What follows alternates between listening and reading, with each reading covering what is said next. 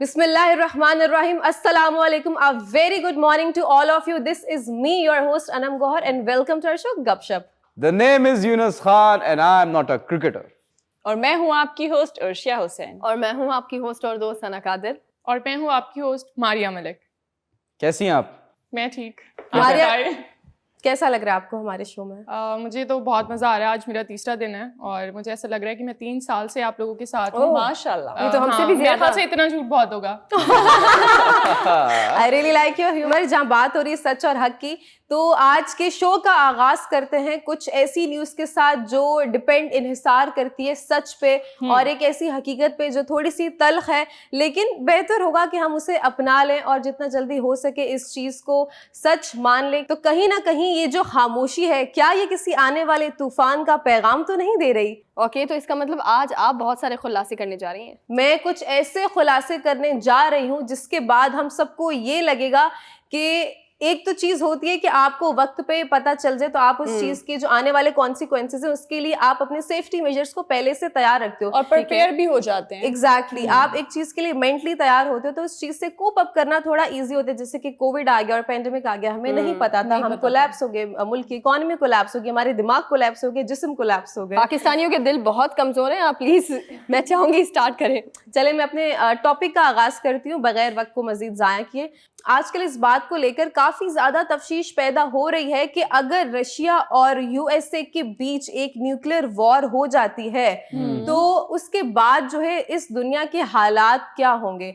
तो इस बात का जवाब दिया है एक प्रोफेसर ने, मैं उनका जवाब आप सबके साथ शेयर करना चाहूंगी। इनका ताल्लुक है department of environmental science Rutgers university से और इनका नाम है प्रोफेसर एलन रोबॉक। आप चाहें तो इनको जाके गूगल बाबा पे सर्च भी कर सकते हैं। खैर, ये जो बड़ा गर्म मुद्दा चल रहा है इस वक्त पूरी दुनिया में कि रशिया और यूएसए के बीच अगर न्यूक्लियर वॉर बहुत ही खतरनाक जंग होती है। अगर आपको पता हो कि जिन भी कंट्रीज के बाद जिन भी कंट्रीज के पास न्यूक्लियर वॉर की सारी इस वक्त चीज़ें पड़ी हैं, मैं उन सारी कंट्रीज का नाम अपने बिल्कुल टॉपिक के एंड में मेंशन करूंगी। लेकिन पहले आपको बता दूं कि अल्लाह ना करे, खुदा ना हास्ता, हमारी तो दुआ है कि ना हो, लेकिन अगर हो जाती तो उसके बाद इस दुनिया में क्या क्या तबाही हो सकती है। उनका ऐसा कहना है कि अगर रशिया और यूएसए के बीच ये न्यूक्लियर वॉर हो जाती है तो सबसे पहले होगा क्या कि वो अटैक करेंगे जितने भी मेजर सिटीज हैं उन पे, और जितने उनके पास खतरनाक वेपन्स है ना, वो उसका तो आप अंदाजा भी नहीं कर सकते। उससे हमारा सबसे पहले जो चीज तबाह होगी, डिस्ट्रॉय होगी, वो होगी हमारी एग्रीकल्चरल साइड। और उसके बाद जो सबसे बड़ा नुकसान अब मैं आपको बताने जा रही हूँ, ये थोड़ा गौर से सुनिएगा आप सब। 150 मिलियन टन का एक black smoke after nuclear war जमीन की सतह से उठना शुरू होगा और ऊपर आसमान तक चला जाएगा। उसके बाद आहिस्ता आहिस्ता से वो जो आसमान से सनलाइट आती है जो हमें जमीन पे मिलती है और पूरी दुनिया में हम जाती है सूरज से सनलाइट,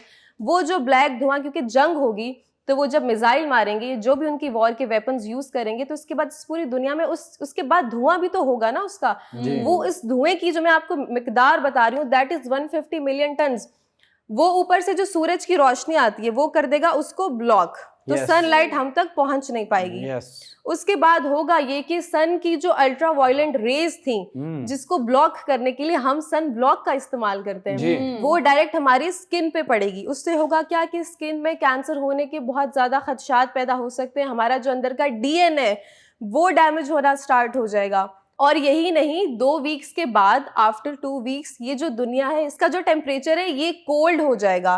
ठीक है, कोल्ड हो जाएगा और फ्रीज, हम इस तरह से ऐसे टेम्परेचर में, ऐसे माहौल में जीना शुरू कर देंगे कि सारी दुनिया फ्रीजिंग पॉइंट पे चली जाएगी। और जो हमारी ओजोन लेयर है जो कि सबसे अहम किरदार अदा करती है, वो वैसी डिस्टर्ब हो रही है और आहिस्ता आहिस्ता वो खत्म होती चली जा रही है। और अगर न्यूक्लियर वॉर हो जाती है मान लें, तो इस तरीके से हमारी ओजोन लेयर खत्म हो जाएगी, बिल्कुल उसका नामो निशान ही मिट जाएगा, नीस्तो नाबूद हो जाएगी। हमारा जो इस वक्त दुनिया का आम एक टेम्परेचर चल रहा है वो टेम्परेचर न्यूक्लियर टेम्परेचर में तब्दील हो जाएगा। अनम, इसके साथ साथ एग्रीकल्चर खत्म हो जाएगा और जैसे कि बारिश नहीं होगी, स्नो होगी, फ्रीज होगा, तो वो तो हमारे किसी काम की नहीं है।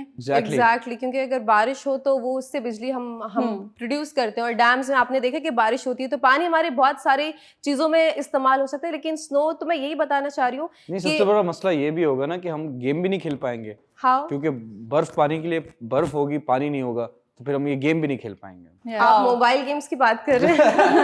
ये बर्फ पाने वाले बात एक कर रहे हैं। बचपन में गेम था जो खेला जाता था, ये गेम उसकी तो अभी बात भी कर है, रहे हैं। लेकिन बचपन गुजर गया। खैर अनम, आप ठीक कह रही हैं। मुझे लगता है कि अगर ये जंग हो जाती है तो हम बहुत टाइम तक ग्रो नहीं कर पाएंगे जी। और जाहिर है जीरो से स्टार्ट लेना पड़ेगा। तो मुझे ऐसा लगता है कि हम दुनिया की रेस में बहुत पीछे रह जाएंगे। एब्सोल्युटली, आप सही कह रही हैं। अच्छा, मैं आपको बताती हूँ, मैंने अपने टॉपिक के आगाज में कहा था कि मैं आपको एंड में कुछ ऐसे नाम बताऊंगी जिनके पास फिलहाल एक्टिव न्यूक्लियर वॉरहेड्स मौजूद हैं। तो क्या हमें उनसे डर के रहना चाहिए, सना कादिर जी? नहीं अनम, बिल्कुल भी नहीं डरना चाहिए, क्योंकि सबसे पहली बात तो हमारे पास, क्योंकि हम खुद जो है वो एक न्यूक्लियर पावर जो है वो कंट्री है। और दूसरा ये कि अगर आप हमारी इस्लामिक हिस्ट्री भी देखें, उसके अंदर भी जब हमारे पास कुछ नहीं था तो एक चीज़ थी, वो थी ताकत, जो कलमा तैयबा की है। वाह वाह, माशाल्लाह बेशक, माशाल्लाह। आई जस्ट वांट टू बहुत ऐड क्विकली वन पॉइंट कि देखें, Pakistan is one of the 6 countries, may be 7, जिनके पास न्यूक्लियर पावर भी है और न्यूक्लियर वेपन भी है। पहले मैं आपको न्यूक्लियर पावर स्टेट्स के कुछ नाम बता दूं। China, France, Russia, United kingdom, USA, Canada, Pakistan,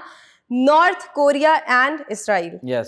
ठीक है, अब उन कंट्रीज का नाम बताती हूँ आपको जिनको अपनी डिफेंस और अपने पावर सिस्टम को स्ट्रॉन्ग करने के लिए ये चीज़ प्रोवाइड की गई है। उन कंट्रीज में आते हैं यूएसए और यूके के। यहाँ पे बता दूं, नेटो की अलायंस की वजह से इनको बहुत ज़्यादा सपोर्ट मिली हुई है।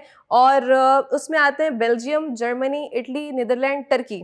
अच्छा, इस कंट्री में फिलहाल मैं आपको बता दूं 3750 न्यूक्लियर एक्टिव वॉर हेड्स मौजूद हैं।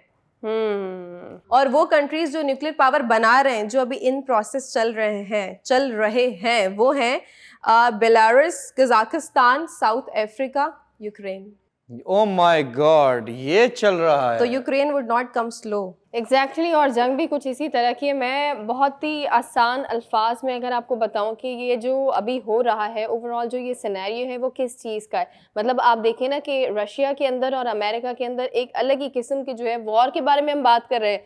हमने सोचा नहीं था कि हम वॉर के बारे में इस तरह बात करेंगे कि वॉर अगर हुई तो इसके साइड इफेक्ट क्या हो सकते हैं। सबसे पहली बात तो मेरा बड़ा स्ट्रॉन्ग बिलीव इस चीज़ पर है कि वॉर नहीं होगी, ठीक है। और वॉर जो हो रही है ना, वो वॉर जो होगी वो होगी जी, एक होता है ना कि मैं अपनी जगह पर हूँ, आप अपनी जगह पर हैं, लेकिन हम दोनों के दरमियान एक वॉर है। तो ये एक कोल्ड वॉर ज़रूर होगी, लेकिन एक इस तरह से जो वर्ल्ड वॉर 1 हुई है, वर्ल्ड वॉर 2, ये इस तरह की मुझे नहीं लगता। आपने मेरा पर्सनल ओपिनियन है, मुझे नहीं लगता ये होगी।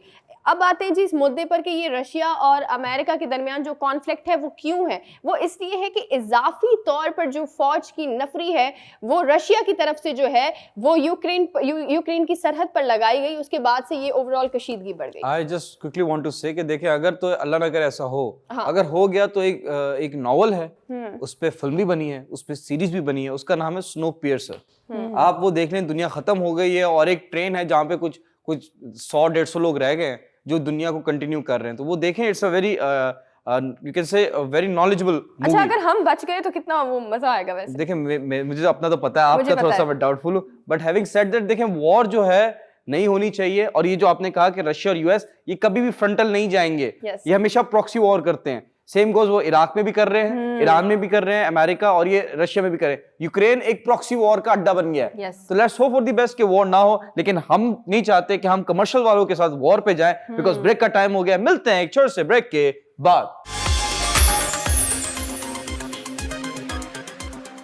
वेलकम बैक नाज़रीन, एक बार फिर आपको वेलकम करते हैं अपने प्रोग्राम गपशप में। और ब्रेक पर जाने से पहले हम बात कर रहे थे रशिया और अमेरिका के दरमियान जो कशीदगी है उसके हवाले से। अब जो मैं बात करने वाली हूँ वो मैं बात करूंगी दिल के अंदर जो कशीदगी है उसके बारे में।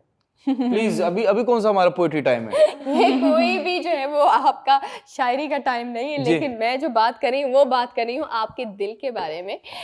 ये बहुत ही अजीब है, लेकिन ये है। आपको पता है कि बहुत सारे लोगों को इस बारे में इल्म है कि नवाज शरीफ साहब की तबीयत जो है वो ख़राब है और उनके डॉक्टर्स ने उन्हें कहा है कि आप आराम फरमाएं और आप सफ़र नहीं कर सकते। ब्रोकन हार्ट सिंड्रोम, टोबोटोरोटो क्या नाम है बीमारी का नाम। तो उनको सफरी पाबंदियां जो है वो उन पर लगाई गई हैं कि आप सफ़र नहीं कर सकते हैं, आप मजीद कुछ दिन जो है वो जहाँ पर आप हैं वहीं पर रहेंगे, पाकिस्तान नहीं आ सकते। सैड नॉवेल्स नहीं पढ़ने, रोमांटिक मूवीज नहीं देखनी, जी, ये और बताएं। शायरी भी नहीं पढ़नी है, सुननी भी नहीं है, स्पेशली सना की तो बिल्कुल नहीं सुननी है।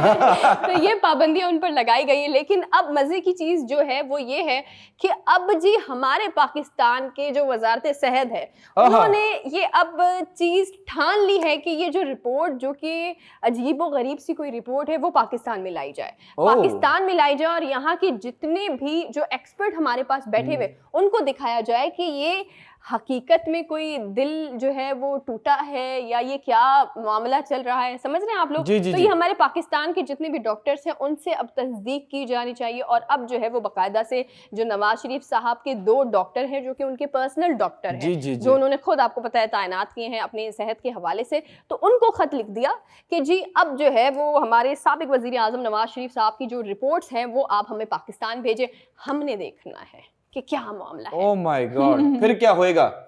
फिर वही होगा जो इतने दिनों से होता आ रहा है। नहीं, मैं आपको बताऊं, देखिए 15 इयर्स तो as far as I remember, maybe I am wrong with the years, के 15 इयर्स तो इन लोगों ने हुकूमत की है। I am talking about Noon league. 15 से ज्यादा, चले 15 से ज्यादा, 16 कह लें, 17 कह लें, फिर वो बारी भी बटी हुई थी ना पीपीपी के साथ, तो वो आते, ये आते, वो आते। 70 साल तो पीपी के लगा दे आप। चले वो छोड़े, मैं इधर की बात कर रहा हूँ कि देखिए 17-18 साल अगर इन्होंने हुकूमत की है, एक हॉस्पिटल नहीं बना पाए जहां दिल की बीमारी चेक करा सकते अपनी, या ये वो बीमारी है जिसका कोई इलाज नहीं है? ये वो बीमारी है जो है ही नहीं है। ओह यस, ओहो, ये नया खुलासा किया उर्शिया ने।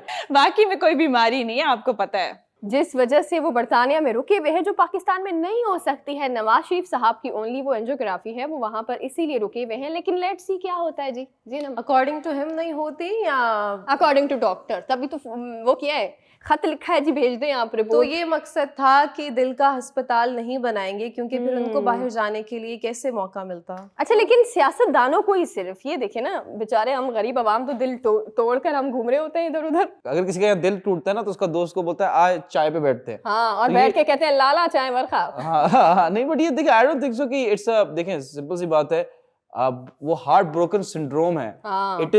It only happens majority in women, ठीक है, औरतों में ही ज्यादा होता है। I don't think so main में होता होगा। मर्द में होता है। नहीं, हार्ट ब्रोकन सिंड्रोम जो एक बात है, वो तो एक फेज है ना। देखें, अगर मर्दों का दिल टूटता है ना, I will just tell you a difference quickly. मर्दों का जब दिल टूटता है तो वो they are parting with passage of time, वो सैड होते रहते हैं, उनकी मेमोरीज आती हैं। औरतों का डिफरेंट है, जब उनका दिल टूटता है तो वो रोती हैं, धोती हैं, नहीं रोती है, और फिर रो रही है, और विद पैसेज ऑफ टाइम वो मूव ऑन कर जाती हैं, ठीक हो जाती है। लड़का मूव ऑन नहीं करता, लड़की मूव ऑन कर जाती है, और जिस दिन लड़की मूव ऑन कर जाती है उसको वापस लाना भाई बहुत मुश्किल है। ट्रू, जी, हकीकत बात है। मुझे लगता है कि मोहब्बत और नफरत जो है उसमें लड़की का कोई मुकाबला नहीं है, तो उनसे थोड़ा बचकर ही रहना चाहिए। अच्छा जी, दूसरी खबर पर आते हैं। आजकल मुल्क के अंदर बहुत सारी अजीबोगरीब से वाकयात हो रहे हैं, न्यूज़ हो रही, पता नहीं क्या क्या हो रहा है। दूसरी न्यूज़ ये है जो कि एक ब्रेकिंग न्यूज़ है, वो ये है कि आपको पता है पेट्रोल की कीमतों में, यूनस खून के आंसू रोना शुरू कर दें आप। तो पेट्रोल की कीमतों में जो है वो मजीद इजाफा कर दिया गया है। ये आप सबसे पहले दिल तो के अरमा आंसुओं में बह गए, हम वफा करके भी तन्हा रह गए जी। ये पाकिस्तानी अवाम है जो कह रहे हैं। ये पहली वाली रिपोर्ट देखें जिसके अंदर पेट्रोल की कीमत क्या बढ़ी थी। ये जी ओगरा ने पेट्रोल की कीमत जो है वो बढ़ाई है और इसमें 8 रुपए से ज़्यादा जो है वो पेट्रोल की कीमत बढ़ी हुई है। लेकिन मैं आपको बताऊं, ये जो रिपोर्ट अभी मैंने आपको दिखाई है वो रिपोर्ट 2 दिन पुरानी है। एक और बम है जो ओगरा ने आपके सर पे फोड़ना है, वो है जी ये वाला जो आप देख रहे हैं अपनी टीवी स्क्रीन पर। ये क्या है? ये है जी ओगरा ने जी वजारत खजाना को नई समरी भेज दी है और उसके मुताबिक अब पेट्रोल जो है वो 8.5 रुपए नहीं बल्कि 12 रुपए 3 पैसे इजाफा हो गया, महंगा हो गया मजीद। और पेट्रोल की जो नई कीमत है वो है 159 रुपए। अच्छा, चलता हूँ, दुआ में याद रखना।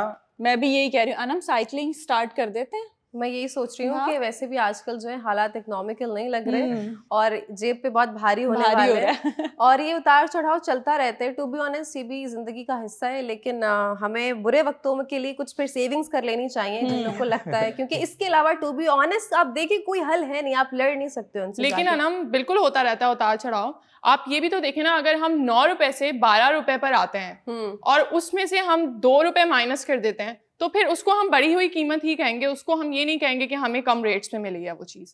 तो पेट्रोल में भी शायद इसी तरह की कोई चीज़ है जो मुझे दिखी है। आप क्या कहते हैं इस बारे में? देखिए, आई बिलीव के ये पाकिस्तान को क्या हम लोग क्या टैक्सेस ज़्यादा ले रहे हैं? हम क्या, मुझे एक बात बताएं आप, ये सब्सिडाइज है ऑलरेडी। सब्सिडाइज क्या होता है कि गवर्नमेंट जो है, फॉर एग्जांपल एक प्रोडक्ट है जो इंटरनेशनल मार्केट से आता है वो 100 रुपए का है, हम आवाम को 80 रुपए देते हैं, 80 रुपए में देते हैं, तो जो 20 रुपए जो है वो गवर्नमेंट अपनी जेब से दे रहा है, वो सब्सिडाइज है। या इट्स ऑलरेडी सब्सिडाइज। हमारे मुल्क के हालात इतने अच्छे नहीं है कि हम लोग बिल्कुल 100% सब्सिडाइज कर सकते हैं किसी भी चीज को। तो बीइंग वेरी ऑनेस्ट, ये जो इंटरनेशनल रेट है ऑयल बैरल के, इंटरनेशनल रेट है। आई रिमेंबर के may be a month back हम लोग डिस्कस कर रहे थे एंड वी प्रेडिक्टेड कि $100 टच होगा ऑयल बैरल, और वो होगा बिकॉज लॉकडाउन के बाद एकदम से लोगों की कंजम्पशन जो है, डिमांड बढ़ी है। तब डिमांड बढ़ी तो ऑलरेडी सप्लाई कम थी, तो इस पे भी थोड़ा सा टाइम लगेगा क्योंकि सप्लाई इंक्रीज करेंगे, डिमांड को बैलेंस करेंगे, फिर एक रेट नॉमिनल अमाउंट होगा जिससे बंदा खरीद सकता है उस चीज को। लेकिन सबसे बड़ी बात यह है यूनस कि अभी जो है वो रिसेंटली जब वज़ीर-ए-आज़म इमरान खान के पास जब ओगरा ने ये समरी दी थी, तो उन्होंने 12 रुपए की जो ये समरी थी ओगरा की तरफ से जो आई, उन्होंने मुस्तरद कर दी। उन्होंने कहा कि हम आवाम पर इतना प्रेशर नहीं डाल सकते। लेकिन आप ये देखिए, बहुत सारे लोग यहाँ पर ये सोच रहे होंगे, जैसे ओपोजिशन को देखें, वो क्या कह रही है कि वज़ीर-ए-आज़म इमरान खान जो है वो जाते जाते इनकी हुकूमत क्या कर रही है कि महंगाई के मजीद बम जो है वो आवाम पर फेंक रही है। लेकिन आप जाते जाते who knows that? मैं इसमें एक चीज ऐड करना चाहूंगी कि जब भी महंगाई होती है या कुछ भी रेट अप डाउन होते हैं, तो मार्केट कभी आपको खाली नहीं मिली। हमेशा शॉपिंग चल रही होती है, चाहे वो मर्द हजरात हों, बच्चे हों, बड़े हों, कोई भी हो, वो शॉपिंग कर रहे होते हैं। मुझे ये समझ नहीं आता कि वहाँ पर महंगाई क्यों नहीं है। ठीक है, जब पेट्रोल की बात आती है, टैक्स देने की बात आती है, ये मेरा एक पॉइंट है। बाकी आप लोग जो भी अपने एग्जैक्टली अपने काम में सही है। हाँ, मतलब जो चीज में हर तरह के लोग हैं ना, और हर तरह की क्लास है, और बहुत सारे समझदार लोग भी होते हैं जिन्हें पता है कि हम पे रेनी डेज भी आ सकते हैं, तो वो इस चीज़ के लिए अपने आप को तैयार भी रखते हैं। लेकिन मुझे लगता है कि we all should be thankful to Imran Khan sahab, क्योंकि आगे आने वाले वक्तों में इससे ज़्यादा महंगाई हो सकती है, तो वो तो हमें तैयार कर रहे हैं कहीं ना कहीं कि आगे आप पे इससे ज़्यादा टफ सिचुएशंस भी आ सकती हैं। तो आप अभी से जो है खबरदार रहें और होशियार हो जाएं। लेकिन बट ये है कि थोड़ा सा मासिस को लेके मुझे भी होता है कि वो बेचारे किस तरीके से इस वक्त में अपना गुजर बसर कर रहे हैं, बिल्कुल हैंड टू माउथ गुजारा कर रहे होंगे। लेकिन इससे पहले की हुकूमतों में भी कहीं ना कहीं इन्फ्लेशन रहा है, लेकिन अब ज्यादा लोग क्यों पॉइंट आउट कर रहे हैं फिंगर्स, किसी को ये नहीं पता कि वो जो अच्छा कर रहे हैं, और कर्जे कितने ज्यादा जो हम पे चढ़े हुए हैं। नहीं, जो आपने कर्ज की बात की, सॉरी सनम आपकी बात काट रही हूँ, मैं अपना पॉइंट कंप्लीट कर लूँ, फिर आप जरूर बताइएगा कि जैसे कर्ज की बात है, लोगों ने शादियां करनी है या लोगों ने शॉपिंग करनी, ईद पे कुछ खरीदना है, तो वो कर्ज उठा लेते हैं लोग। मतलब मुझे ये समझ नहीं आता शॉपिंग करना इतना जरूरी क्यों है। मैं मानती हूँ कपड़े, हर चीज, खाना पीना बहुत जरूरी होता है, बट मेरा पॉइंट ये है कि अगर आपकी जरूरत की चीज नहीं है तो वो आप मत खरीदें। मेरा ये मानना। मैं आपको एक बता दूं, ये चीज जो सबसे ज्यादा शॉपिंग हो रही है ना, वो औरतों की जानिब से ही है। जी, मर्द जो है वो मेरे ख्याल से ईद पे शलवार कमीज लेता है, आई डोंट थिंक सो वो शॉपिंग पे जाता है। बट जो ऑनलाइन शॉपिंग है, जो अगर उसका एक हम निकालें डेटा, उसमें जो सबसे ज्यादा जो बायर्स हैं that is woman, and the reason is कि औरतों को है वो एक बड़ी बहस है कि वो वैल्यू नहीं, रीजन इसका एक ही है और वो बड़ा वाज़ेह है। वो ये है कि औरतों की चीजें ही ज्यादा हैं, मर्दों की ऐसा इतनी चीजें हैं नहीं ना, तो मैं क्या शॉपिंग करेंगे वो, आप खुद बताएं। मैं एक चीज बताऊं, देखिए मर्द औरत की कोई ये जंग नहीं है। मैं जिस चीज पर और जिस पॉइंट पर बात करी वो है जी सब्जी, आटा, चीनी, पेट्रोल, ये वो चीजें हैं जो जरूरत की है, ये हमारी बेसिक नीड है। अब अगर ये महंगाई होगी तो ना चाहते हुए भी हर इंसान को वो चीज खरीदनी है, क्योंकि जब तक आप वो चीजें खरीदेंगे नहीं, आप कैसे अपना गुजर बसर करेंगे। देखिए ख्वाहिशात को तो हम मारेंगे और मार भी रहे हैं, मजीद जितनी और भी थोड़ी होंगी ना बाकी, उनको भी हम मार देंगे। लेकिन ये देखें कि अगर हम बात करते तो हमारी जो बेसिक नीड है हम उस पर बात करते हैं, क्या अब हम उस पर भी बात ना करें? क्योंकि जब जब आटा, चीनी, पेट्रोल उनकी कीमतें ऊपर जाएंगी तो हम बात जरूर करेंगे। जब भी गरीब पिसेगा तो हम बात जरूर करेंगे। लेकिन यहाँ वक्त हुआ एक छोटे से ब्रेक का, आप हमारे साथ रहे। Welcome back. ब्रेक से पहले हम बहुत सीरियस गुफ्तगू कर रहे थे, ब्रेक के बाद हम और सीरियस गुफ्तगू करेंगे। अच्छा, बिकॉज देखें टाइम आ गया है कि हम आसमानों पे उड़ें। बिल्कुल, फाइनली ये आप कह रहे हैं। जी जी जी जी बिल्कुल, और उड़ना चाहिए, अच्छी बात है। गाड़ियां बन रही हैं जो हवा में उड़ती हैं, लेकिन हवा में उड़ने का फायदा भी है। आप पूरी दुनिया को देख सकते हैं, आप बादलों को चीरते हुए निकल सकते हैं, लेकिन उसके लिए स्पीड चाहिए। स्पीड के लिए आपके पास कोई फाइटर जेट चाहिए, और फाइटर जेट के लिए जो है हमें उर्शिया चाहिए, क्योंकि वो बताएंगी कि क्या हो रहा है। यूनस, थैंक यू कि आपने मुझे मौका दिया कि मैं ब्रीफ कर सकूं। चाइना और पाकिस्तान ने 50 जेट बनाए हैं, एयर जेट, ओके, और जो सारा एसिड है वो पाकिस्तान से जा रहा है, और 23 मार्च को जो है ये उड़ते हुए नजर भी आएंगे। JF-17 और ये 50 जो है मॉडिफाइड है, जो पुराने वाले थे उनको अपडेट किया है, तो ये they are more smart than जो इंडिया का जो डिफेंस सिस्टम है उसको भी बीट कर सकता है। It's a very good news. लेकिन बुरी खबर भी है। देखें, हम पाकिस्तानी जो हैं, हमें कदर करनी चाहिए लोगों की, एनवायरनमेंट की, चीजों की, लेकिन नहीं कर रहे। पंजाब में क्या हो रहा है, पहले मैं मारी से पूछूंगा, आप मुझे बताएं पंजाब का मतलब क्या है? पंजाब का मतलब है, पंजाब के 2 लफ्ज हैं। ठीक है, पंच का मतलब है 5, वेरी गुड, और आप का मतलब है पानी, मतलब 5 दरिया। बिल्कुल। Very good, 9 out of 10, very good, star रह गया 1 मार्क से। लेकिन मारिया मुझे बताएं, पंजाब में दरिया जो है, रावी दरिया, रावी रिवर, उसमें क्या हुआ है?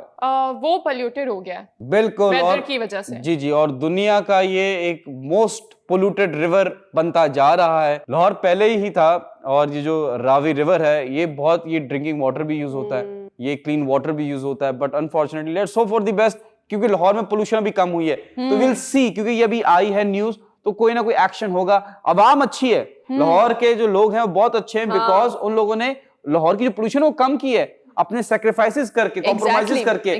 बट गुड न्यूज कराची में। जी, कराची में, जी जी, मैं आपको बताता हूं कराची में क्या होने वाला है। जी, क्या होने वाला अब आपको डर नहीं होगा। अब क्योंकि अभी रिसेंटली क्या हुआ, गूगल मैप में कराची के लड़कों ने एक मैप में एक जगह बना दी, वहां पे लिख दिया कि यहाँ पे टुल्ले खड़े होते हैं, तो इधर समझ जाना। एज भाई बंदी में इन्होंने ये ट्रीट कर दिया, ताकि एक दूसरे को बचाएं। ये गुड न्यूज है।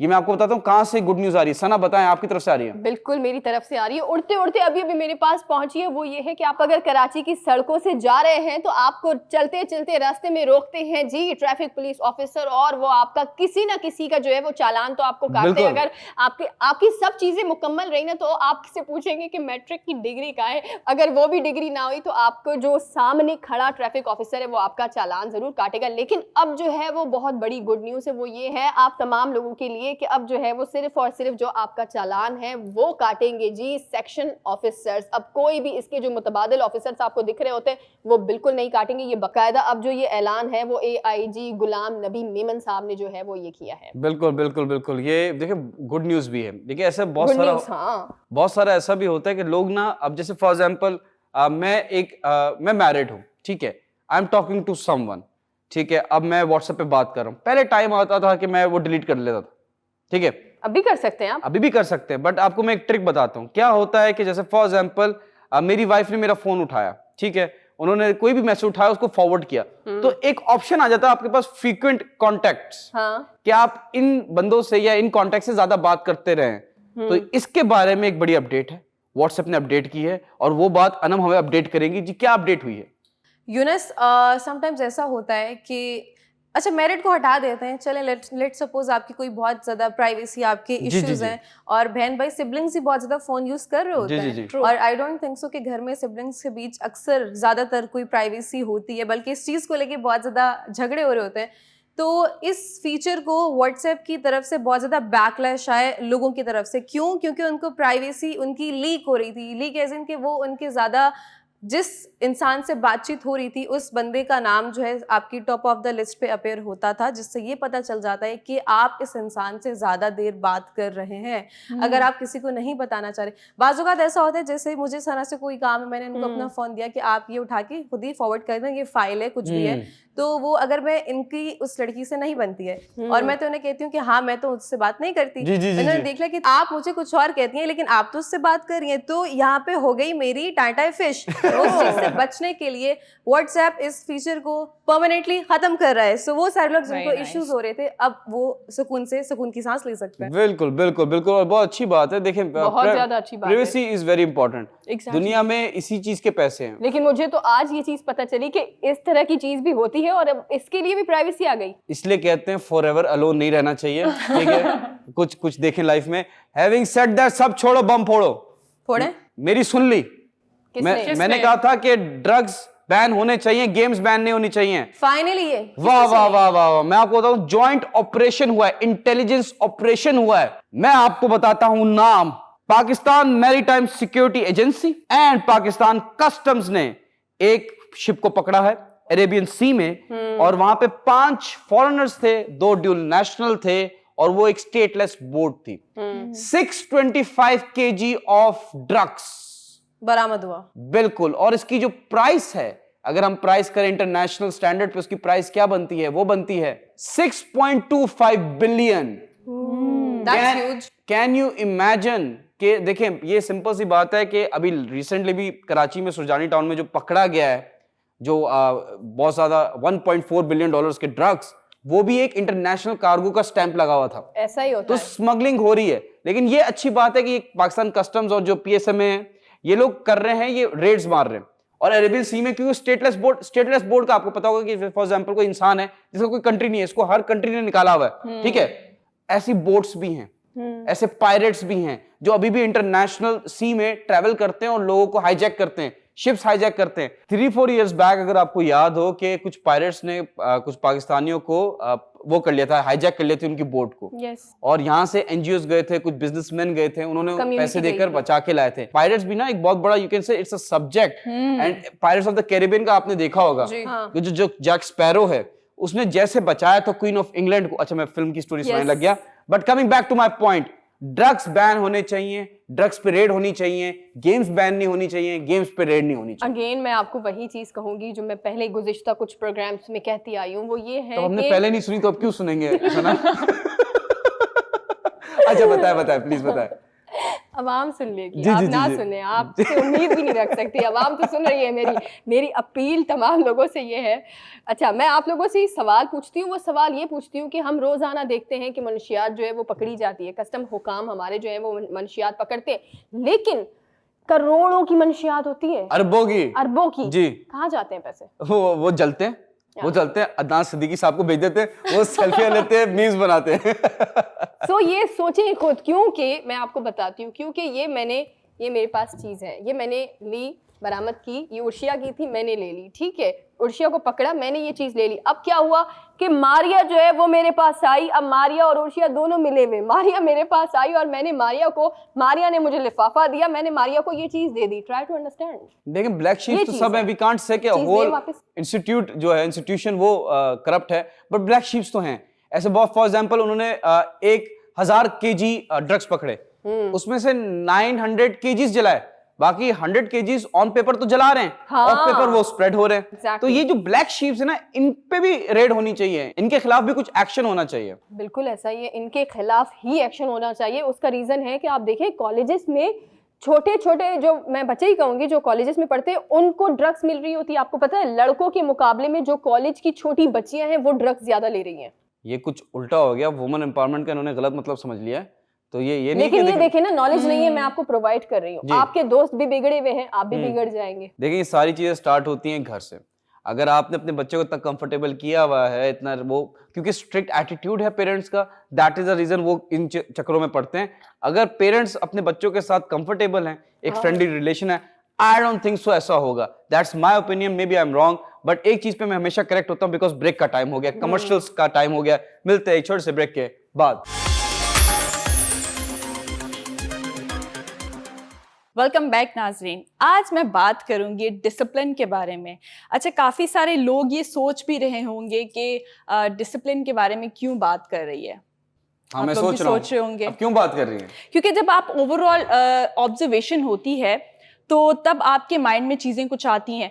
मेरे पास भी कुछ चीज़ें हैं जो मैं लोगों के साथ शेयर करना चाहती हूँ, आप लोगों के साथ भी शेयर करना चाहती हूँ। अच्छा मैंने कुछ कॉलम्स बनाए हैं डिसिप्लिन के हवाले से जो मैं आप लोगों के साथ शेयर करूँगी।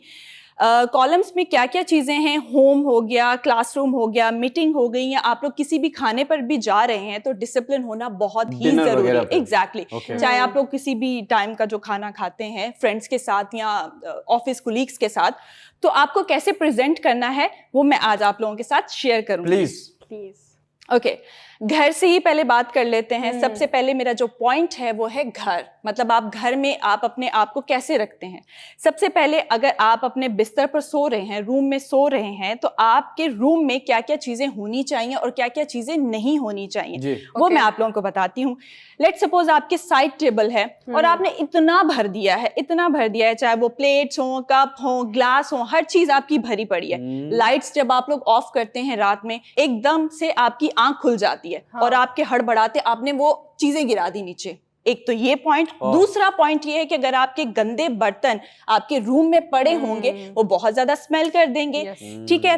और साथ ही साथ अगर आप सुबह मॉर्निंग में उठे हैं और बिस्तर वहीं छोड़ा है और आप वॉशरूम में चले गए हैं, तो ये बहुत ही गंदी हैबिट्स होती हैं। आप उठे हैं, आप अपना बिस्तर अच्छे से बनाएं और आपको खुद भी बहुत अच्छा फील आएगा। पता नहीं मेक योर बेड, जरा बता दें होता क्या ये हमारे यहाँ सोसाइटी में ये रिवाज है ही नहीं, आप बताएं जरा आवाम को। जी यूनुस, आज शायद जो मेरा मैसेज है लोगों तक पहुंच जाए और काफी सारे लोग जो हैं इस चीज के ऊपर काम करना भी शुरू कर दें कि जैसे कि आप सुबह मॉर्निंग में उठे हैं और अपना बिस्तर बनाया, अच्छे तरीके से मेंटेन किया। ये अच्छा, ये बात होती है अनब सीखने की भी कि अगर आपके पास आप YouTube पे भी आप काफी सारी वीडियोस होती हैं। इन शॉर्ट, जैसे फॉर एग्जांपल होटल्स में अगर आप जब जाते हैं किसी होटल में रूम में, तो जैसे वो बेड बना होता है ना, तो सोने के उठने के बाद उसको बनाने को कहते हैं make your bed. So fresh होने के बाद भी तो वो हम बेड बना सकते हैं? जरूरी है कि उठकर जब आप वॉशरूम से बाहर आएंगे, एग्जैक्टली जब आप वॉशरूम से बाहर आएंगे तो आपको जो वो बेड है वो इतना खूबसूरत लगेगा, आपको बहुत ज्यादा अट्रैक्ट करेगा। आप फिर सो जाएंगे? नो, फिर नहीं सोएंगे। एग्जैक्ट यूनुस, मैं एक बात ऐड करना चाहूंगी। जब मैं अपना पूरा बिस्तर बना लेती हूँ ना, उसके बाद मुझे सोने का दिल नहीं करता, उसको टच करने का भी दिल नहीं करता कि वो खराब ना हो जाए। You know, मतलब कि लाइक आपके अंदर ये चीजें जो हैं वो बहुत जरूरी हैं। यानी कि आप काउच पे बैठ जाएं, आपके घर में कुछ भी है तो वो आप चीजें जो हैं वो इनविजिबल हो गया, अब नजर ही नहीं आना चाहिए आपको। बिल्कुल।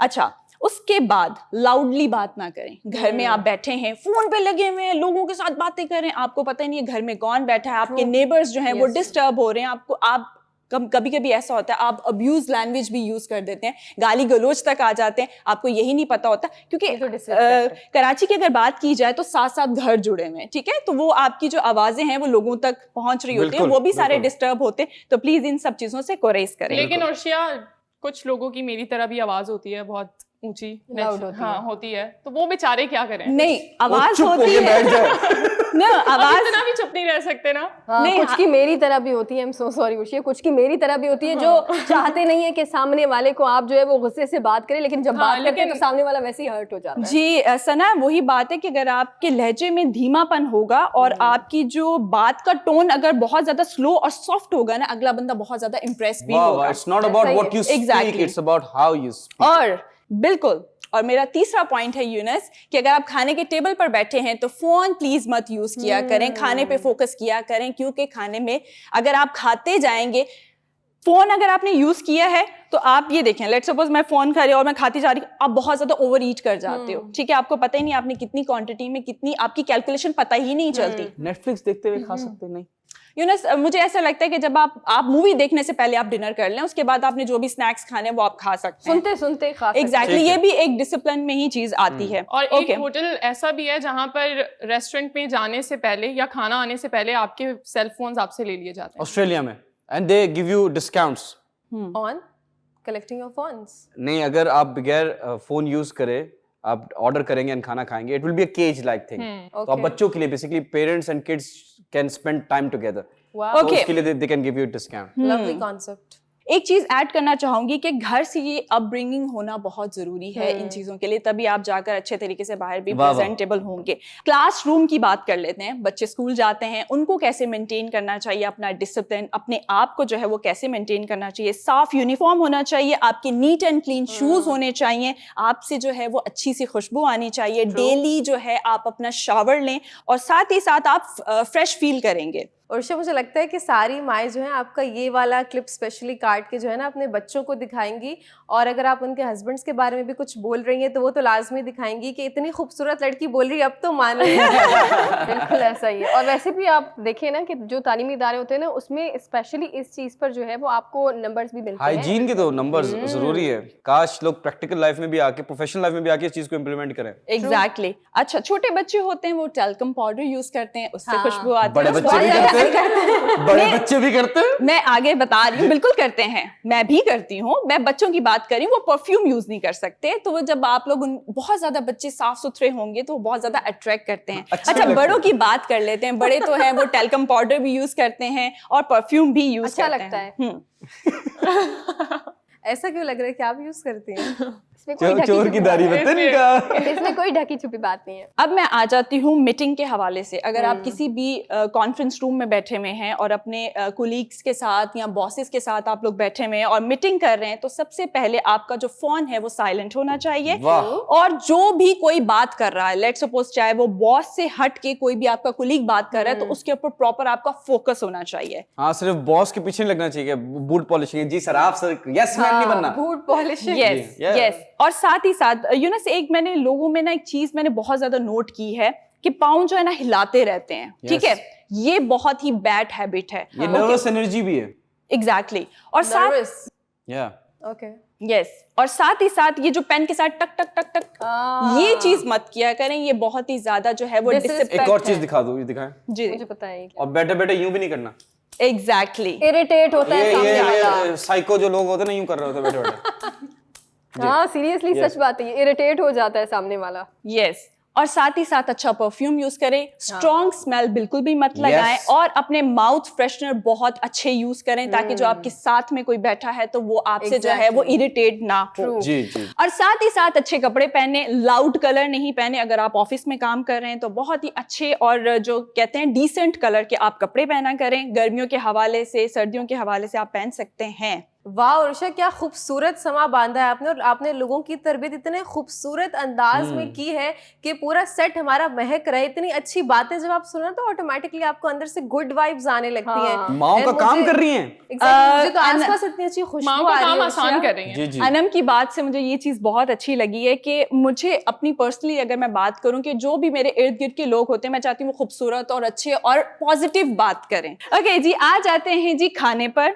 अगर आप ऑफिस कोलीग्स के साथ जा रहे हैं या फ्रेंड सर्कल में आप खाना खाने जा रहे हैं, तो कौन कौन से डिसिप्लिन आपको फॉलो करने चाहिए और उनके ऊपर काम करना चाहिए? I am loving this topic Ursha. Yes, मैं भी बहुत ज्यादा। ड्रेसिंग अच्छी करनी चाहिए, कम बात करनी चाहिए, फोन कम यूज करना चाहिए, और खाना कम जो है वो आप ऑर्डर करें। और साथ ही साथ जो है जो मेजबान होता है ना, उसकी तारीफ करनी चाहिए ताकि वो आपको अप्रिशिएट करे कि मैंने अच्छे लोगों को डिनर पे इनवाइट किया है। वाह, वाह, वाह। और जैसे कि आपने कप लिया है और वो चाय पी रहे हैं, सुर करते आप चाय पी रहे हैं, पानी पी रहे हैं, मतलब कोई भी ऐसी ड्रिंक है वो प्लीज सुर करते मत पिया करें। और साथ ही साथ खाना खाते वक्त जो है वो बात नहीं करनी चाहिए, और जो है वो जैसे आप लोग चबाते हैं ना खाने की आवाज आती, तो वो प्लीज मत किया करें। उर्षा, यहाँ पे एक बड़ा ही जरूरी लेजिट पॉइंट आप स्किप कर गई हैं, क्योंकि दोस्तों के हवाले से बात हो रही है। तो अगर फ्रेंड्स साथ में जा रहे हैं, फ्रेंड्स कोलीग्स एक ही बात होगी, फ्रेंड्स हो गए कोलीग्स हो गई, तो अगर आप कहीं भी जा रहे हैं साथ में टाइम स्पेंड करें तो आइसोलेट मत हुआ करें, वक्त दिया करें। एग्जैक्टली। दूसरों की प्लेट में हाथ ना डाला करें। एग्जैक्टली। और किसी की प्राइवेसी को भंग मत किया करें। और खाना खाते वक्त जो है वो बहुत ही लाफ्टर वाला हंसी नहीं होनी चाहिए। लेकिन उर्षा, आप जिंदगी को गुजारने के खूबसूरत जो अंदाजे बयां बता रही हूँ, आपसे कुछ मजीद जानेंगे, बट यहाँ पे वक्त एक छोटे से ब्रेक का। मिलते हैं एक मैनरफुल ब्रेक के बाद। वेलकम बैक नाज़रीन। जैसे कि आज मैं थोड़ा डिसिप्लिन के बारे में बात कर रही थी, और मुझे लगता है कि काफ़ी सारे लोगों को जो है वो अवेयर करना बहुत ज़रूरी है। और मेरे 2-3 पॉइंट्स थे जो मैं आप लोगों के साथ मजीद और शेयर करना चाहूँगी। कि जैसे कि आप लोग खाना मंगवाते हैं और सबसे पहले खाना आया है टेबल पे, तो सबसे पहले लोगों को आप डिस्ट्रीब्यूट करें, ना कि अपनी पहले जो प्लेट है वो सजा ले। और अगर आपको कुछ भी नहीं आता, कोई भी डिसिप्लिन नहीं आता, तो आप लोग क्या कर सकते हैं? बिल्कुल खामोशी कर सकते हैं, ऑब्जर्व कर सकते हैं, और कम बोले तो मुझे लगता है कि सारी चीज़ों को आप जो है वो सारी चीज़ें ऑब्जर्व करते करते आपको सारी चीज़ें आ जाएंगी। ये खाने के टेबल की मैं आप लोगों को बात बता रही हूँ। समझदार हमेशा कम ही बोलता है। यस। अच्छा, लेट्स सपोज मेरे सिर्फ 2 पॉइंट्स रह गए हैं, फिर हमारे पास एक वॉइस मैसेज भी है जो कि हमें लेना भी बहुत ज़रूरी है। फ्रेंड सर्कल में आप लोग जा रहे हैं डिनर के लिए या कोई भी खाने के लिए आप जा रहे हैं, तो प्लीज़ जो है दोस्तों की जेब के अकॉर्डिंगली आप खाना ऑर्डर करें। मुझे लगता है कि कम ही खाना ऑर्डर करना चाहिए, क्योंकि वो सिर्फ और सिर्फ आपकी आंखों की भूख होती है और कुछ भी नहीं होता। अच्छा, आखिरी पॉइंट है, फिर उसके बाद हम लोग अपना वॉइस मैसेज लेंगे कि बिल अगर आप लोगों के पास आ जाता है तो प्लीज सब स्प्रेड करके पे किया करें। मुझे लगता है एक बंदे के ऊपर बर्डन करना भी अच्छी बात नहीं होती। वाह वाह वाह वाह। सो हमारे पास एक खूबसूरत सा वॉइस मैसेज है, देखते हैं जी कौन और कहां से। अस्सलाम वालेकुम, मेरा नाम फजल है और मेरा ताल्लुक कराची से है, सिटी ऑफ लाइट्स। इसी शहर को इसी नाम से जाना जाता है। और आप भी, मुझे लगता है सब जिस तरह की आपकी फ्रेशनेस है चेहरे पे, तो आई थिंक कि आप भी इसी शहर से आपका ताल्लुक है। मे बी मैं रॉन्ग हो सकता हूँ, बट मेरा जो आपसे एक सवाल है वो ये कि सिटी ऑफ लाइट तो है, कहीं ना कहीं हम इस सिटी ऑफ लाइट को अपने रहने के लिए ठीक कर भी रहे हैं या नहीं? क्योंकि मैंने ये चीज़ देखी है कि हम नाइट लाइफ बहुत शदीद ज़्यादा अब जो है ना वो हमारी ज़िंदगी का हिस्सा बन गई है। अगर आप रात हो रही है 8 बजे तो हम जो है वो सो रहे हैं 3 बजे। तो क्या लगता है आपको, क्या ये हम ठीक कर रहे हैं, अपनी हेल्थ को डिस्ट्रॉय तो नहीं कर रहे कहीं? कि ये जो बच्चे भी आजकल जो है वो रात के 2 बजे सो रहे हैं, 3 बजे सो रहे हैं और ये रूटीन का हिस्सा बन गया। आई थिंक ये बहुत बड़ा डिजास्टर है मेरी नज़र में, क्योंकि हेल्थ को अगर अल्लाह ने रात बनाई है तो वो सोने के लिए बनाई है। मानते हैं कि ये सिटी ऑफ लाइट्स है, बट अपनी हेल्थ को भी देखना है, क्योंकि आप देखें अगर आप गांव देहात में जाएं तो वहाँ मगरिब और इशा के बाद तो सारे सो जाते हैं और फिर सूरज से पहले उठ जाते हैं। तो आप मुझे बताएं जरा, कराची वालों को अवेयर करें कि थोड़ा जल्दी सो जाएं। इस तरह ये कि जो लॉ एंड ऑर्डर की जो सिचुएशन हमारे शहर में, इस तरह जल्दी सोने से एक तो एक फायदा आपका ये भी होगा कि आपका मोबाइल गली में नहीं छिनेगा। जरा इसको प्लीज इसके ऊपर रोशनी डालिएगा। Thank you. सबसे पहले आज यूनुस बताएंगे। किस खुशी में? आपका बर्थडे? प्लीज बताएंगे। देखिए फजल साहब, बड़ा ही अफजल सवाल किया है इन्होंने कि कराची वाले क्यों नहीं सो रहे, क्यों नहीं सो रहे और गांव वाले जल्दी क्यों सो रहे? क्यों सो रहे? ये सवाल का जो कंफ्यूजन है ना, इसमें आज तक इस्लामाबादी फंसे हुए हैं। ठीक है, ऑन द कॉन्ट्ररी मैं आपको एक बता दूं की चीज कि दुनिया में जो भी सक्सेसफुल लोग हैं, दुनिया में आप ले लें, वो लोग वो है जो सूरज को जगाते हैं, सूरज उनको नहीं जगाता। Exactly. ये मैं अपनी फेवरेट पर्सनालिटी है the rock. If you smell the rock is cooking, he wakes up at 4:30 in the morning.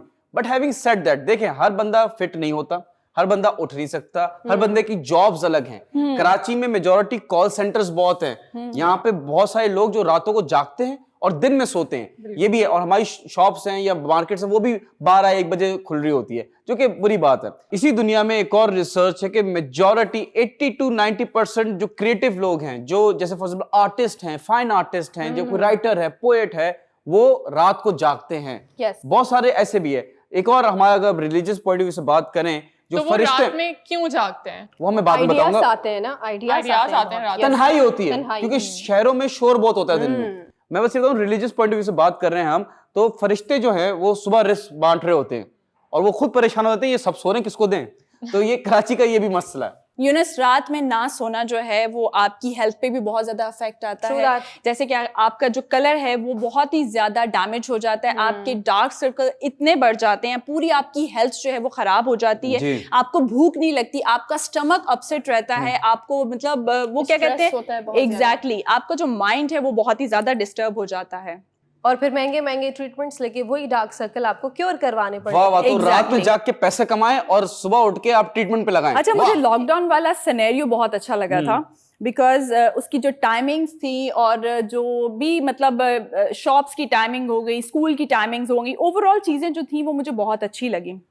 जैसे कि स्मार्ट लॉकडाउन की बात कर लें, उसमें 2 दिन आप स्कूल जा रहे हैं और 2 दिन आप ऑफ कर रहे हैं, और फिर मार्केट भी इसी के अकॉर्डिंगली जो था वो सुबह 9 बजे खुल रही है तो 6 बजे बंद हो रही है। तो वो मुझे सिनेरियो बहुत अच्छा लगा था कि आप रात भर जो है वो आप जागेंगे नहीं। बिल्कुल, जो गवर्नमेंट ने कहा था कि 8 बजे सो जाओ, लेकिन हम बड़े ढीठ हैं, हम नहीं सोए। हम वही 8 बजे 10 बजे हम बाहर निकलते थे, शटर खोलते थे, सामान खरीदते थे, शटर बंद करते थे, पुलिस आती थी, सब भाग जाते थे, ये होता था। इन शॉर्ट हम इस बात को इस तरह से कह लें कि अल्लाह ताला ने दिन जागने के लिए बनाया और काम करने के लिए बनाया और रात सोने के लिए, तो हमें उसको उसी तरह से लेकर चलना चाहिए। खुदा के वास्ते इस चीज़ को इसी तरह से लेकर चलें। मजबूरी एक अलग चीज़ है, जो रात में जॉब करते हैं उनके लिए तो खैर एक मजबूरी कह सकते हैं इसको, लेकिन जिनके लिए कुछ भी नहीं है, जो फजूल में अपना फ़ोन यूज़ कर रहे हैं या कोई नेटफ्लिक्स लगा के बैठ गया Why are you pointing at me? क्योंकि आपने इस बात पे बोला था ना। अच्छा। हाँ, जो नेटफ्लिक्स लगा के बैठ गए हैं, तो मेरे ख्याल से उनको अपनी एक टाइमिंग बनानी चाहिए। और डॉक्टर्स भी सबसे पहले जब आप उनके पास जाते हैं, आपकी तबीयत ख़राब होती है, तो वो यही कहते हैं कि सबसे पहले आप अपनी नींद पूरी करें। और दूसरा पॉइंट ये है कि अगर आप अपनी नींद पूरी नहीं करते हैं, अक्सर आप ऑफिस जाते हैं या कहीं भी आप ट्रैफिक में फंस गए हैं, तो लोग चिल्ला रहे होते हैं, लड़ रहे होते हैं, गिरबान पकड़े हुए होते हैं, तो वो सिर्फ इसलिए होता है कि उनकी शायद नींद पूरी नहीं हुई होती। लेकिन शायद ऐसे भी हो सकता है वो अपने घर से बीवी से लड़के आए हों। बीवी से भी तो इसीलिए लड़ रहे हैं ना, क्योंकि वो रात में उनकी नींद पूरी नहीं हो रही है। ये कुछ तो गड़बड़ है दया। बिल्कुल, इसको देखना चाहिए और अपनी नींद पूरी करनी चाहिए। एग्जैक्टली। मारिया, आपने बहुत अच्छी बात की, but what I am trying to say here is के मेंटल हेल्थ इश्यूज क्या हो सकते हैं जब आप नींद पूरी नहीं करते? देखिए यही है ना कि आप लोगों से लड़ रहे हैं, आपके झगड़े हो रहे हैं, आप ठीक से काम नहीं कर पा रहे हैं, यही सारी चीजें हैं। और खास तौर पे आपका जो फेस है, ठीक है, उस पर ग्लो नहीं होता है। हाँ बिल्कुल ग्लो नहीं होता है। और दूसरी बात यह है कि आपके फेस पे मुझे लगता है कि हर इंसान की खूबसूरत जो चीज है वो है आंखें। हाँ, क्या कहते हैं आप इस बात? वाह बिल्कुल वाह ऐसा वाह, ही क्या है। बात है। और अगर उस पे डार्क सर्कल्स आ जाएं तो वो उसकी खूबसूरती को मेरे ख्याल से कम कर देते हैं। मारिया, जो सबसे बड़ा इशू जो मेरा ओपिनियन है, इन माय ओपिनियन, इज के रेज इशू होते हैं, बंदा अग्रेसिव हो जाता है, राइट, बहुत ज्यादा, ये सबसे बड़ा इमोशनली डैमेज हो जाता है वो बहुत इमोशनल डैमेज। अच्छा, well according to my point of view there is some certain sense of creativity. अगर आप रात में जाग रहे हो तो आपका दिमाग कुछ, क्योंकि हम खुद ही तेजाद फैलाते हुए अच्छे नहीं लगे, बिकॉज कुछ शोज में हमने ये फैक्ट में भी बोला था कि रात में जो इंटेलिजेंट माइंड्स होते हैं वो ज्यादा सोचते हैं, जागते हैं, उनको बिल्कुल। अगर but if we talk about artist लोग, मैं आम लोगों की बात नहीं कर जी, जी, रही, जी। आम लोग तो अपने जागते हैं और फिर उनको 3 बजे के बाद मिडनाइट क्रेविंग होती है। अच्छा, if you want to lead a happier और हेल्थियर लाइफ तो सबसे पहले जो चीज आपको करनी है कि आपकी अराउंड 7-8 मैक्सिमम आपका मुंह बंद हो जाना चाहिए। उसके बाद आपको कुछ भी नहीं खाना है। लेकिन मसला है कि हमारे मुंह बंद का होते हैं, हमें क्रेविंग बहुत हो रही होती है, कभी फ्रिज से कोई स्नैक निकाला खा लिया, ये आपकी मौत है। आप उसके बाद से आपको होगा खाएंगे और मतलब खाने के साथ फौरन सो जाना। ओबेसिटी से ही सारे मसले पैदा होते हैं। अगर आप खा रहे हैं, सो रहे हैं, मोटापा होगा, मेंटल हेल्थ, नींद ना पूरी होगी तो खराब होगी, चिड़चिड़ा, रेज इश्यूज, वो सब होंगे। तो आपका सबसे ज्यादा जो जिंदगी की तबाही, दरहम बरहम जो आपका निजाम शुरू होगा वो आपकी नींद को वक्त पे ना लेने से शुरू होगा और लेट सोने से।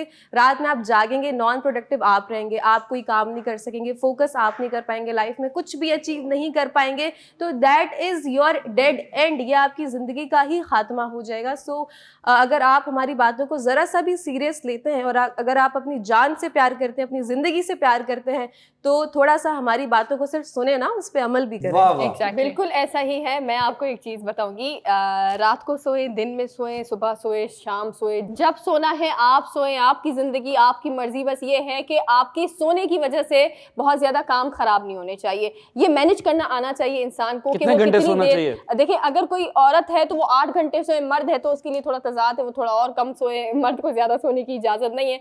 तो मैं आपको बताती हूँ, 5 घंटे अगर मर्द सो जाता है तो वो इनफ है, औरत के लिए 8 घंटे। लेकिन फिर भी जो है, जो काम करती है खवातीन वो थोड़ा कम सोती हैं क्योंकि उनको ऑफिस भी जाना होता है। देखिए, अगर आपकी मॉर्निंग शिफ्ट है मेरी तरह से तो इट्स ओके, कोई ज्यादा बड़ा जो है वो रॉकेट साइंस नहीं है। आप थोड़ा सोए, 4 घंटे भी सोए, मैं कहूँगी इनफ है। लेकिन अपनी एक चीज़ को हमेशा से अपने साथ रखें, वो ये है कि आपको ये बात पता है कि अगर आप रात में एक आदत अपनाते हैं, बहुत सारे लोगों को लगता है कि रात में सोने वाला सिर्फ और सिर्फ फारिग बैठता है। नहीं, एक चीज़ मैं आपको बताती हूँ, एडवाइस समझे बहन की तरफ से बहन को, वो ये है कि अगर रात में अपनी रीडिंग की आदत, मतलब पढ़ने की आदत, आपको पता है अगर आप रात में कुछ भी पढ़ते हैं, वो आप कुरान भी हो सकता है, वो किसी भी चीज, वो आपके माइंड में रहता है और आप जिंदगी में वो चीज कभी नहीं भूलते।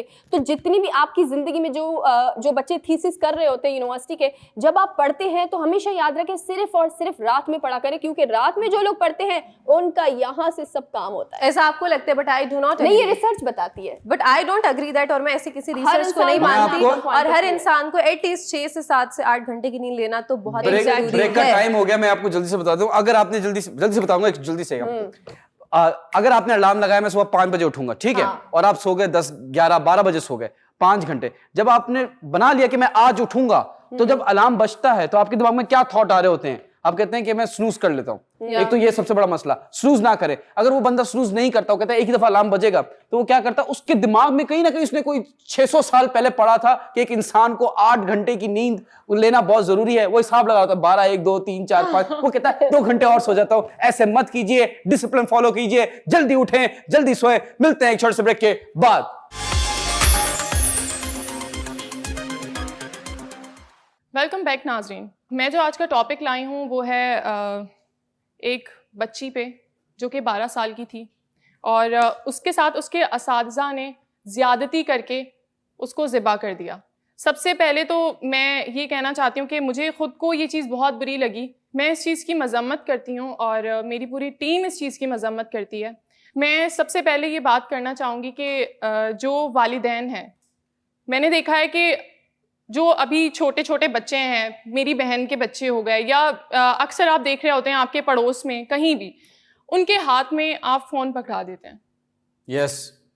और आप खुद टीवी देख रहे हैं, जिस तरह से देखा जाए हम लोगों को हमारी माँ ने किस तरह से पाला, उस वक्त फ़ोन नहीं थे, उस वक्त कुछ भी नहीं था, तो हमें वो चीज़ें सब सिखाई गई कि ये कौन है, ये इसके साथ आपका रिश्ता क्या है। और उस्ताद मुझे लगता है एक ऐसी चीज़ है जो वालिदैन के बाद जिसको हम फॉलो करते हैं और वो हमारे लिए रूहानी माँ बाप का दर्जा रखते हैं। मुझे अभी कुछ टाइम पहले बड़ी अच्छी चीज़ ये लगी थी कि सोशल मीडिया पर छोटे छोटे क्लिप्स आए हुए थे छोटे बच्चों को लेकर, उसमें गुड टच और बैड टच के बारे में बताया गया था। तो आप लोग अगर देखें तो आजकल सबके पास स्मार्टफोन है, भले कोई गरीब है भले कोई अमीर है, एक फ़ोन हो लेकिन होता ज़रूर है।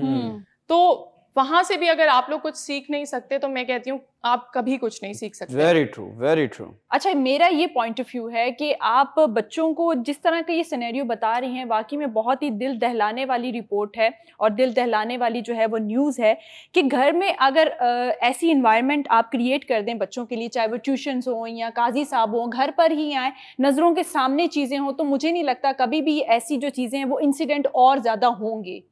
मुझे बहुत ज़्यादा अफसोस हुआ ये सुन के, कंडेम करती हूँ मैं करती हूँ बल्कि पूरी कौम को अफसोस होगा ये सुनने के बाद। ऐसी चीज़ें, ऐसे इंसिडेंट्स होते तो बहुत ज़्यादा है, लेकिन मंजर आम पे कुछ ही आ पाते हैं। लेकिन हमें किसी चीज़ का इंतज़ार नहीं करना है कि ये होगा तो हम अपनी तरफ से स्टेप उठाएंगे, इसके अगेंस्ट कोई आवाज़ उठाएंगे या कोई एक्शन लेंगे। बच्चे की जो बुनियादी एक तो तालीम तो बहुत ज़रूरी होती है, बट काउंसलिंग भी आज के दौर में उतनी ही ज़रूरी हो गई है। क्योंकि अब वो वाला दौर नहीं रहा कि आप आँख बंद करके अपने बच्चे को घर से स्कूल भेजेंगे और स्कूल से सीधा घर पे आएगा, उसको रास्ते में कोई नहीं मिलेगा।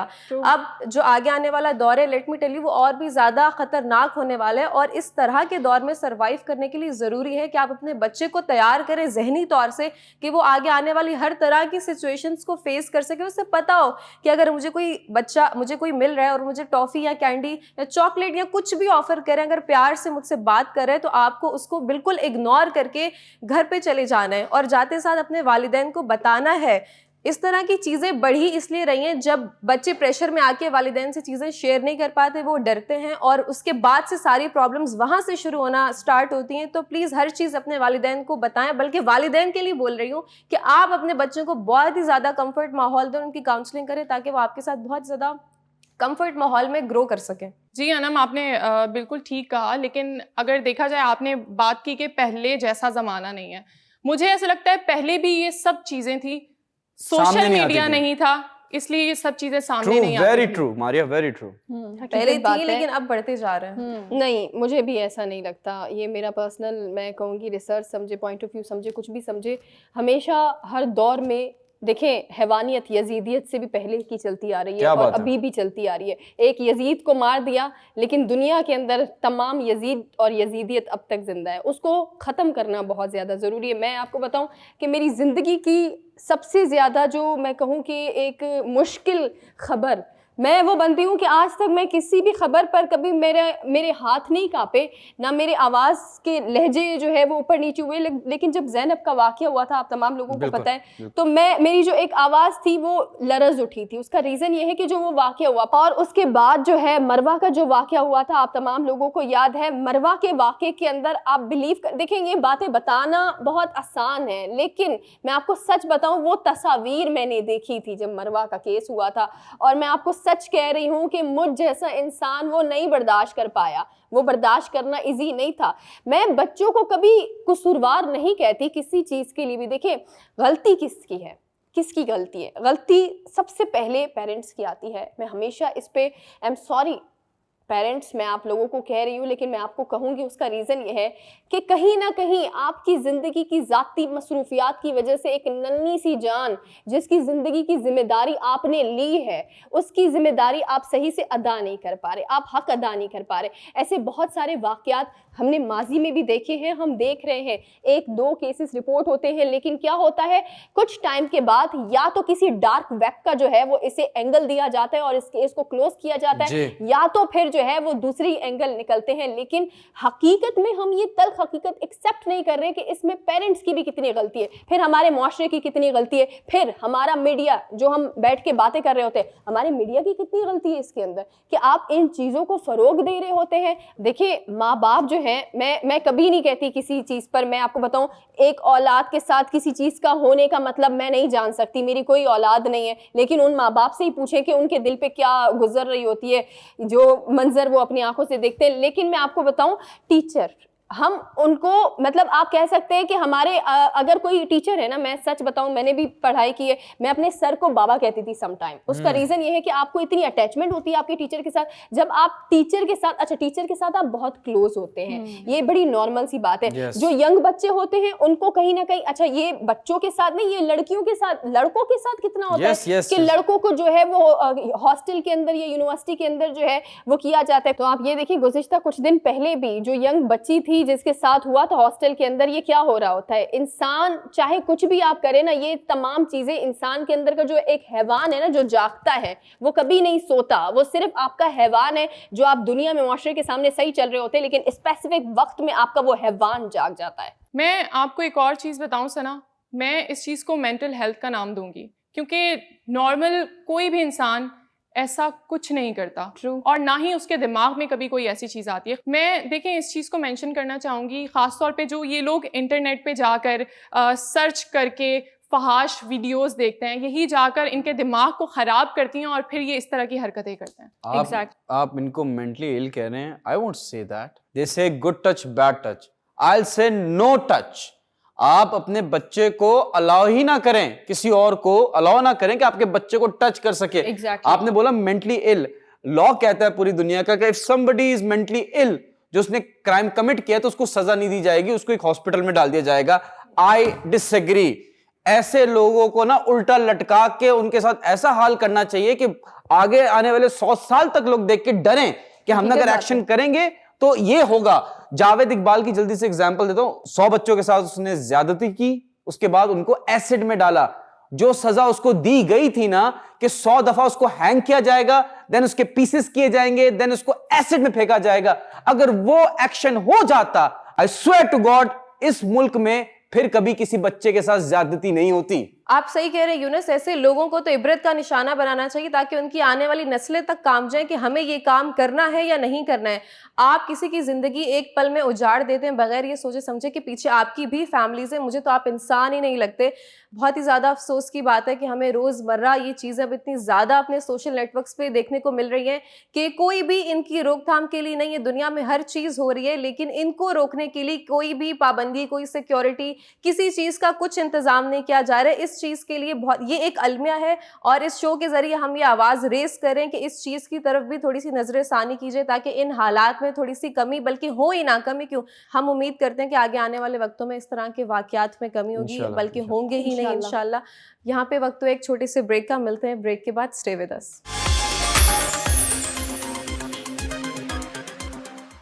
Welcome back from the break. और यहाँ पे हमारे पास आखिरी सेगमेंट बच गया है, विच इज़ दस्ती फैक्ट्स। यूनुस की ज़बान में कहा जाए तो और हमारी ज़बान में कहा जाता है इंटरेस्टिंग या फिर अनोइंग या फिर वियर्ड फैक्ट्स। तो शुरू करते हैं आज का ये खूबसूरत सा सिलसिला, लेकिन मैं चाहूँगी कि आज का पहला फैक्ट शेयर करें हमारे साथ सना कादिर जी। अच्छा मैं ठीक है जी, मेरे पास क्या एक वो बच्चा होता है ना जब टीचर लेक्चर दे रही होती है तो वो अपनी मस्ती में लगा होता है, तो टीचर एकदम से नोट करके आप बताएंगे मैंने क्या कहा। अच्छा मैं हमेशा अपनी टीचर को कहती थी कि मेरे साथ ही क्यों, आज भी यही सिनेरियो है, मेरे साथ ही क्यों। नवाज शरीफ भी यही कहते हैं, किसी ने नहीं सुना। अच्छा मेरे पास जो फैक्ट है वो बहुत जबरदस्त फैक्ट है, वो ये है कि दुनिया के अंदर सबसे ज्यादा तीखी चीज कौन सी होती है?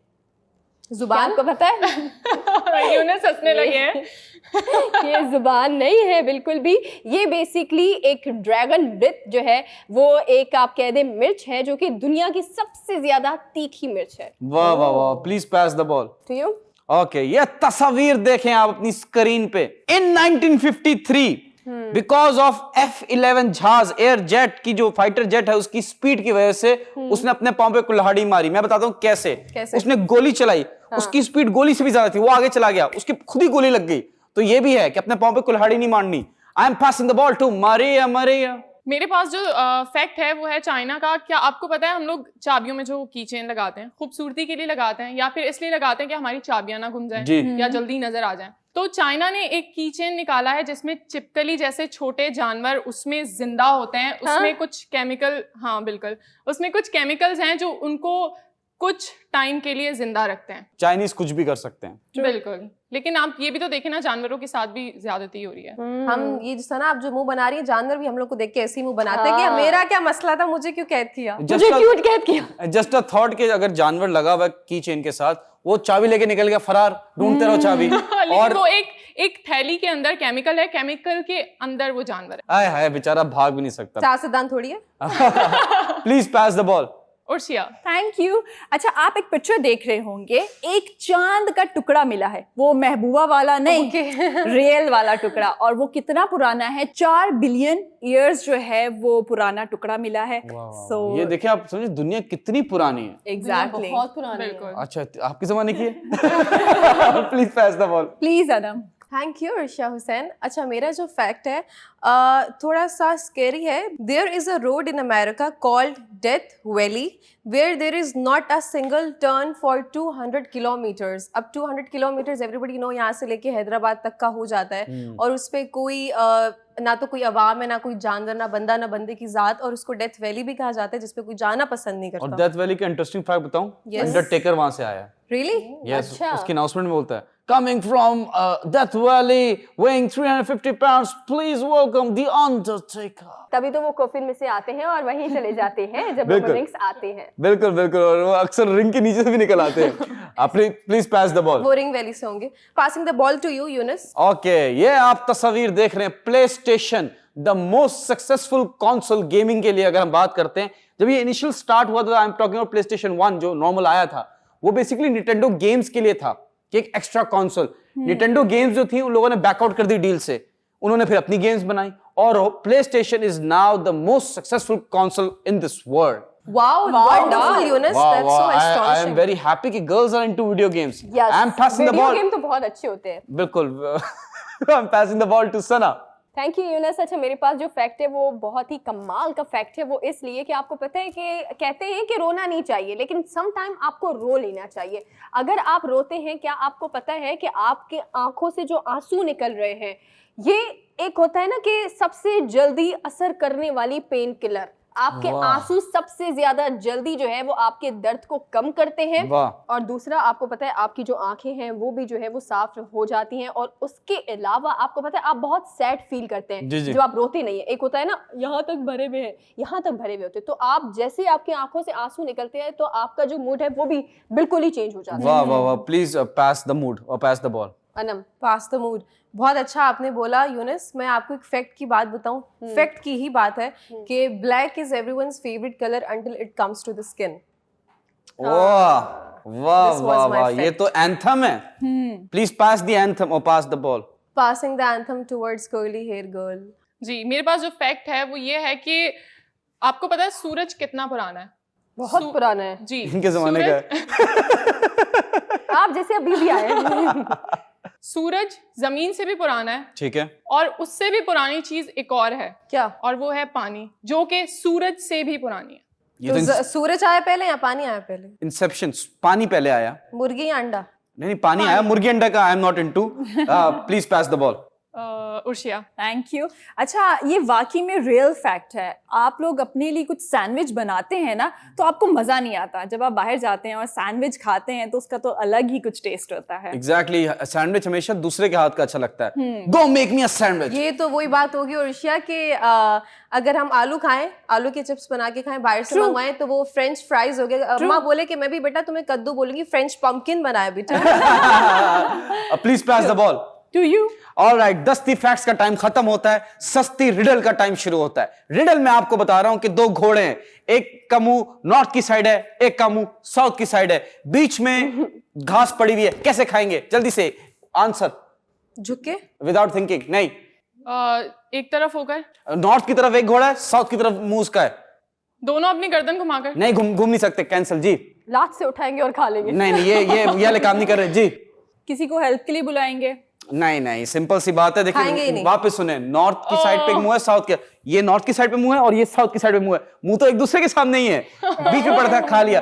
एक रिडल मैं आवाम के लिए दे रहा हूं, एक रिडल आवाम के लिए दे रहा हूं कि अगर जो पहले 3 कमेंट्स आएंगे जिन्होंने सही जवाब दिया तो उनको प्ले एंटरटेनमेंट की जानिब से मिलेंगे गिफ्ट्स, हैम्पर्स, बहुत सारी चीजें मिलेंगी। तो रिडल है, ऐसी कौन सी रिंग है जिसमें कोई फिंगर नहीं है? इसका जवाब हम अगले शो में बताएंगे। अभी टाइम खत्म होता है सस्ती पहेली का, अब टाइम शुरू होता है पोएट्री का। एक खूबसूरत पोएट्री एक खूबसूरत होस्ट की जानिब से, जी उर्शिया हुसैन। Thank you Yunus. आज जो मेरे पास जो नज़्म है वो बहुत ही खूबसूरत है, जो मैं आप लोगों के साथ शेयर करना चाहती हूँ और आप लोगों के साथ भी शेयर करना चाहती हूँ, तो प्लीज मुलाहिजा फरमाइएगा। इरशाद। मुझे जिंदगी में कदम कदम तेरी रजा की तलाश है, वाह तेरे इश्क में ए अल्लाह मुझे इंतहा की तलाश है। वाह वाह मैं गुनाहों में हूँ डूबा हुआ, मैं जमीन पर हूँ गिरा हुआ, वाह वाह वाह, जो मुझे गुनाहों से बरी करे मुझे उस दुआ की तलाश है। वाह मैंने जो किया वो बुरा किया, वाह मैं खुद को खुद ही तबाह किया, वाह वाह वाह वाह वाह, जो तुझे पसंद हो ए अल्लाह मुझे उस अदा की तलाश है। वाह वाह वाह, क्या अर्जी है टुवर्ड्स गॉड। बिल्कुल ऐसा ही है यूनुस, जब हम अल्लाह का जिक्र भी करते हैं और बात भी कोई कर भी रहा होता है तो दिली तौर पे बहुत ज़्यादा सुकून मिलता है। इसी खूबसूरत नोट पर हम सबको दीजिए इजाज़त, अपना बहुत सारा ख्याल रखिएगा। अल्लाह हाफ़िज़, बाय बाय।